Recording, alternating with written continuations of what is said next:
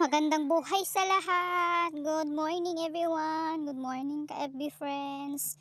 Ayan guys, so eto lang naman yung nakuha nila na isda. Ang lalaki guys.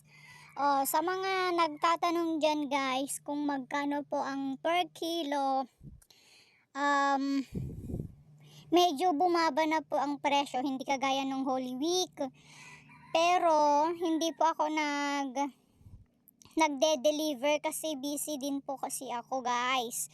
Kaya i-PM nyo lang po ako para kung sa ganun ay makapunta ulit sila, ay i-chat ko po sa inyo kung kailan sila makakauwi.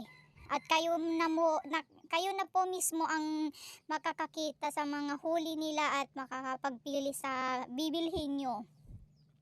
Ayan guys, diba ang lalaki ng mga ilek.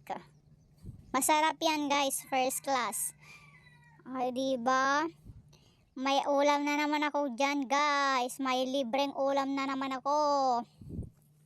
Dahil mas marami pang seaweeds kasi ang ginagawa ng aking asawa. Kaya nakikipag ano lang muna ako dito. Sa susunod guys, isa na siya sa mga manguhuli dyan. Diba? Ang dami. Nakuha nila ng 2 araw yan guys. Diba ang lalaki guys, diba? Maraming salamat po pala sa mga walang sawang panonood sa aking mga long video, mga reels.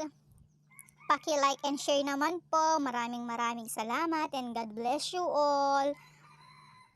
Ayan guys, yung mga nagtatanong kung magkano ang surangay, hindi ko po alam, kaya hindi ko pa po kayo nasasagot sa PM. Pasensya na po.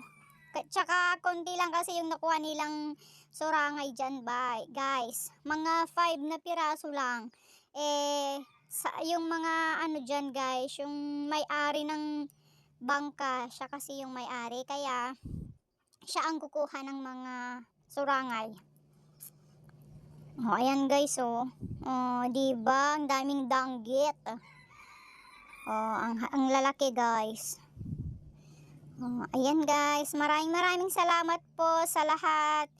God bless you all. Bye bye. Thank you for watching.